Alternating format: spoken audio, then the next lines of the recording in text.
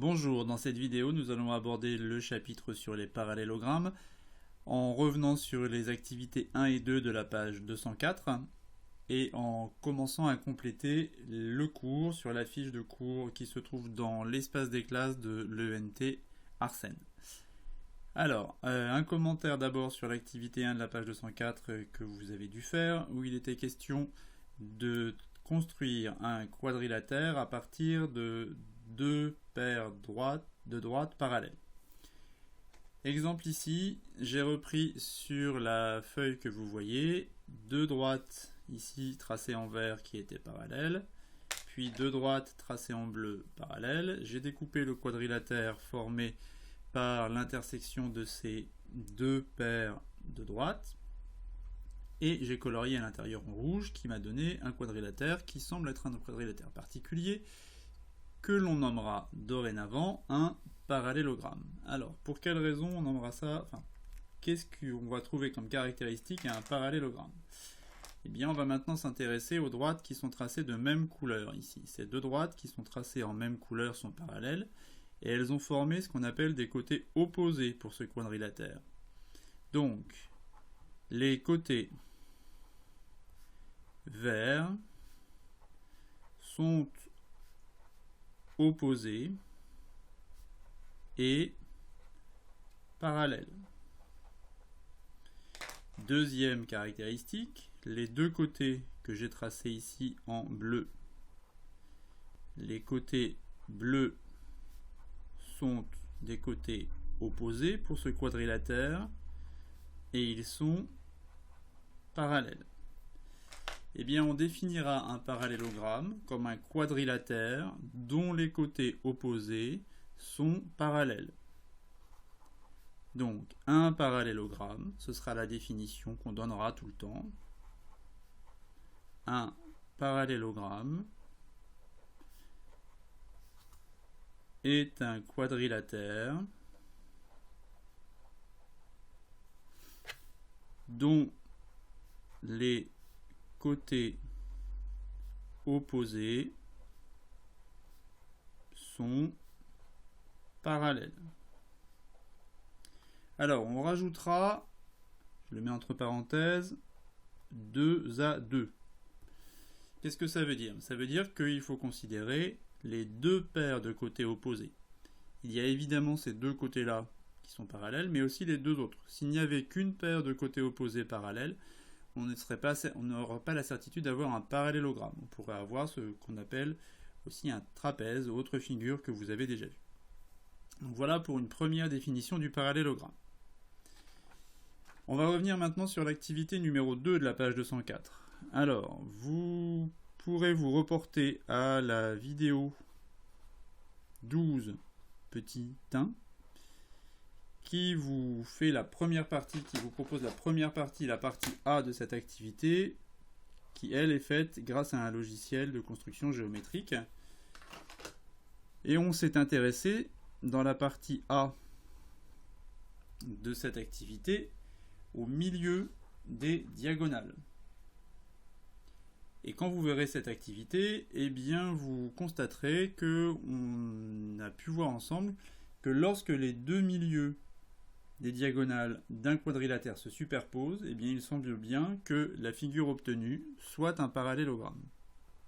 C'était la conclusion du petit 3, petit b. Quelle semble être dans ce cas la nature du quadrilatère ABCD? Le quadrilatère ABCD semble être un parallélogramme. Alors tout ce que j'écris ici, tous les résumés, tout ce que vous pouvez voir apparaître ici, vous pourrez le reporter sur votre cahier d'exercice avant que nous passions au cours. Très bien. Voilà pour la première partie de cette activité qui se faisait grâce à l'utilisation d'un ordinateur. La deuxième partie de cette activité, la partie B, elle se faisait avec de manière beaucoup plus traditionnelle avec la construction de figures géométriques sur du papier. première question qui vous est posée, sur le cahier ou sur un papier blanc, ce que je vais faire, construire un quadrilatère ABCD dont les diagonales se coupent en leur milieu et le découper. Alors, on va le faire ensemble. On voudrait construire un quadrilatère dont les diagonales se coupent en leur milieu. On va commencer par tracer les diagonales. On construira notre quadrilatère à partir des diagonales.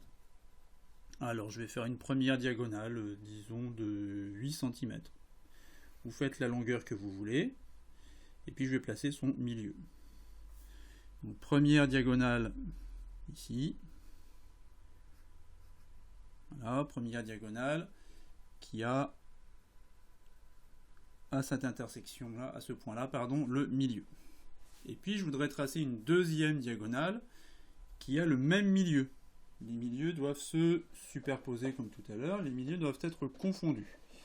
Alors une façon utile qui pourra nous être utile d'ailleurs pour la suite de ce chapitre, de faire ça, ça pourrait se faire grâce à l'utilisation du compas. Par exemple, en traçant une droite qui va passer par le milieu de la première diagonale. Une droite, je la poursuis. Et puis en choisissant un écartement quelconque. Là, je ne vais pas mesurer, je vais prendre un écartement quelconque de mon compas. Alors, je vais le prendre différent de la première moitié de diagonale que j'ai fait parce que je ne veux pas qu'il soit particulier, donc je vais le prendre un peu plus grand ici, par exemple. Puis je vais reporter de chaque côté, entre guillemets, du point d'intersection, cet écartement. Mais si je reporte cette longueur-là de l'autre côté, ici,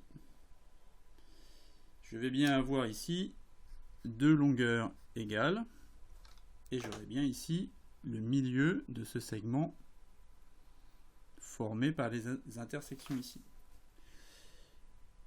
Et voilà, je viens de construire un quadrilatère dont les diagonales ont le même milieu.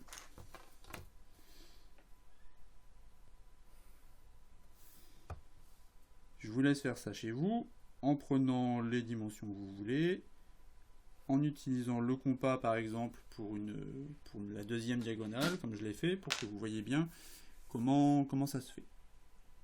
Quelle semble être la nature de ce quadrilatère ? Comme on l'a dit tout à l'heure, il semble bien que ce quadrilatère soit un parallélogramme. Alors, je vais faire pause le temps de découper cette figure, vous en faites autant, et puis après, on va traiter la partie 2. Donc, nous voilà maintenant avec notre quadrilatère découpé, et ce quadrilatère, qui semble bien avoir des côtés opposés parallèles, eh bien, on va le nommer un parallélogramme. Donc, on obtient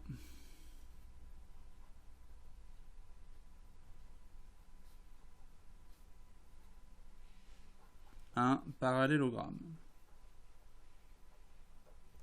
Alors ce parallélogramme, il a été obtenu non pas à partir des côtés opposés parallèles, mais bien à partir des diagonales qui ont le même milieu. Deuxième partie de cette activité, on vous propose de faire la chose suivante.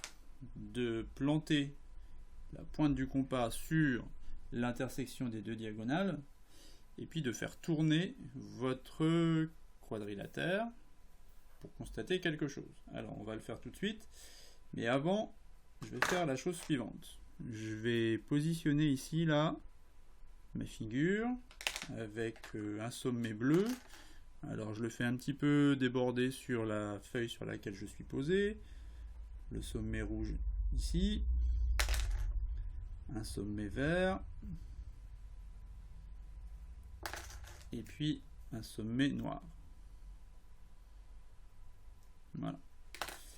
Et puis maintenant, mon quadrilatère, je vais planter la pointe du compas à l'intersection des diagonales et je vais faire tourner ce quadrilatère d'un demi-tour autour de ce point. Voilà. Et qu'est-ce que je constate ? Eh bien, je constate que mon quadrilatère, chacun des points vient se superposer sur le sommet opposé. Le point bleu qui était ici est venu se superposer sur le point vert. Le point noir est venu se superposer sur le point rouge. Autrement dit, j'obtiens un quadrilatère exactement à la même position. Je n'ai pas fait du changement. Il s'est superposé sur la position de départ. Comment appelle-t-on un quadrilatère ou une figure qui, une fois qu'on a fait un demi-tour, se superpose sur la figure elle-même? Eh bien, on appelle ça une figure qui a un centre de symétrie. Donc, on va pouvoir compléter notre connaissance des parallélogrammes en disant que un parallélogramme est un quadrilatère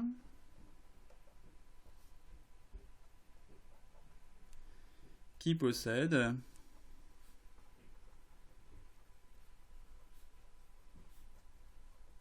un centre de symétrie. Et ce centre de symétrie, il est positionné où? Il est positionné à l'intersection des diagonales.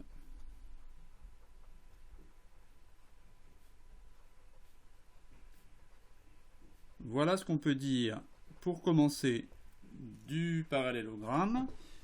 D'une part, à partir des côtés opposés, donc qui sont des côtés opposés parallèles 2 à 2, mais aussi à partir des diagonales qui se coupent en leur milieu et dont le point d'intersection constitue le centre de symétrie de ce quadrilatère.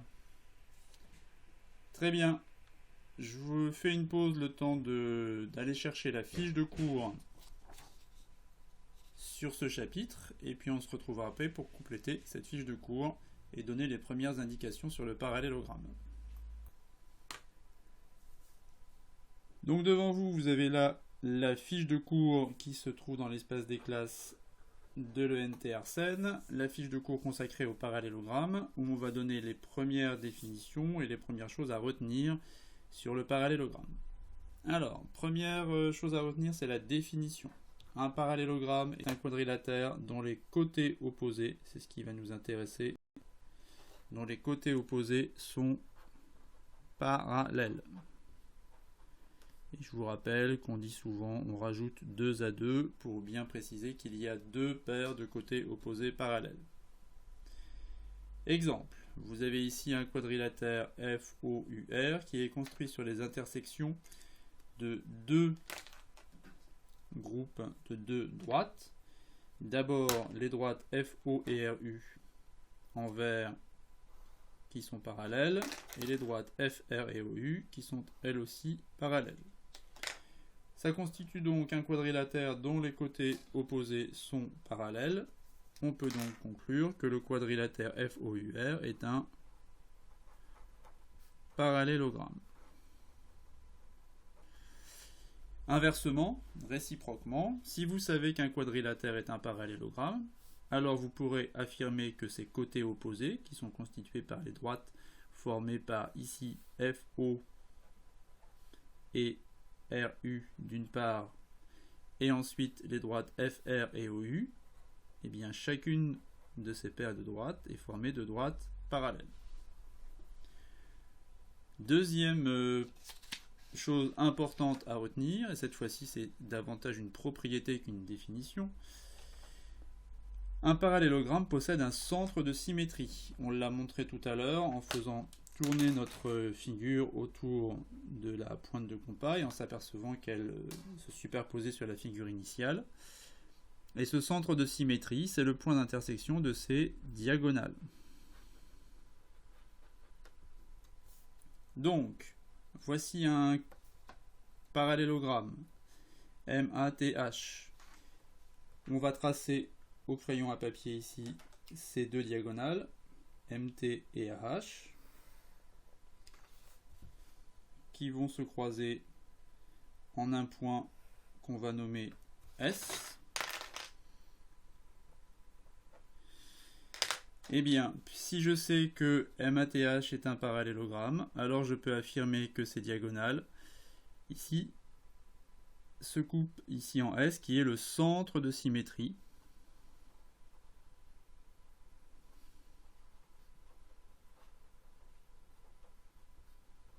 du parallélogramme MATH. On dira plus simplement que MATH est un parallélogramme de centre S. Voilà pour ces premières activités et cours concernant les définitions et une première propriété du parallélogramme que vous pourrez utiliser pour faire les exercices à suivre. On verra dans la suite du cours toutes les propriétés liées au parallélogramme concernant les côtés opposés, les diagonales et enfin les angles opposés. Au revoir.